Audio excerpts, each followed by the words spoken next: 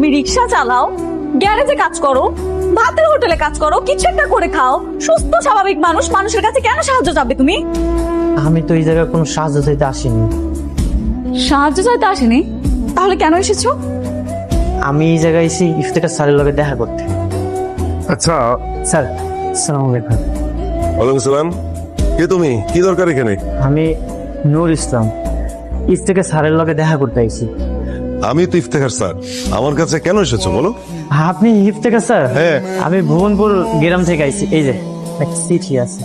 প্রিয় ইফতেখার, চিঠি হাতে যাকে পাঠালাম ওর নাম নূর ইসলাম। আমার একমাত্র নাতি, আজ থেকে ওর সব দায় দায়িত্ব তোমার। অনেক স্বপ্ন পড়াশোনা করার। ইতি তোমার প্রিয় শিক্ষক। Sir okay. ওর নাম হচ্ছে নূর ইসলাম। ও ও আমার আমার প্রিয় শিক্ষকের একমাত্র নাতি। ও এখন থেকে তোমাদের সঙ্গে পড়াশোনা করবে। ওকে দেখে খুব সাধারণ মনে হয়, তাই না?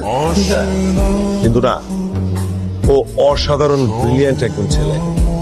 সেটা কয়েকদিন পরে তোমরা টের পাবে। কালকে থেকে তোমার ক্লাস, আজকে আর তোমার কোনো কাজ নেই। তুমি এক কাজ করো, তুমি চাঁদনির সঙ্গে বাসে চলে যাও। এই চাঁদনি, এদিকে আয় তোমা। আই তোরা বয়, আমি আসছি। ও হচ্ছে আমার মেয়ে, ওর নাম চাঁদনি। চাঁদনি শোন, তুই বাসায় যাওয়ার সময় ওকে সঙ্গে করে নিয়ে যাবি, ঠিক আছে? আর আমার আরো একটা ক্লাস আছে, আমি শেষ করে আসছি। বাবা ওকে বাসায় নিয়ে যা। বাড়িতে চলো। হোয়াট? তুমি কি ভেবেছো আমার বাবা আমাকে বলেছে তোমাকে সাথে করে নিয়ে যেতে, তার মানে আমি তোমাকে সাথে করে নিয়ে যাব? আমি তোকে আমার বাসায় নিয়ে যাব না। এই শোনো, তুমি কিন্তু আমার সাথে আমার বাসায় যাচ্ছ। চাঁদনি, কি হয়েছে বাবা? তোকে কি বলেছিলাম?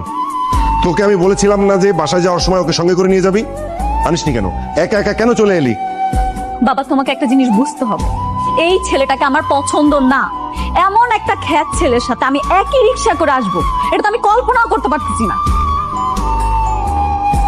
তুমি কি দা ভাই? আমি পরিবারের ছোট ছেলে, আর তাছাড়া চাঁদনি আমার আপু হয়। তুমি দুলা ভাই। উল্লা ভাই, আমি তো এখনো বিয়াই করি নাই। আরে বিয়ে করে তো কি হয়েছে, এখন করবা? আমার আপু তো তোমাকে বিয়ে করার জন্য পাগল হয়ে বসে আছে। তোমার আপু আমারে বিয়া করবো?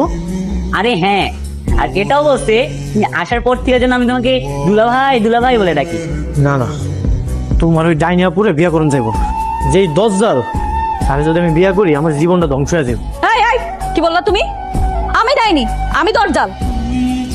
গাইয়া খ্যাত রাম ছাগল কোথাকার, আমাকে দরজাল বলার সাহস কে দিছে তোমাকে?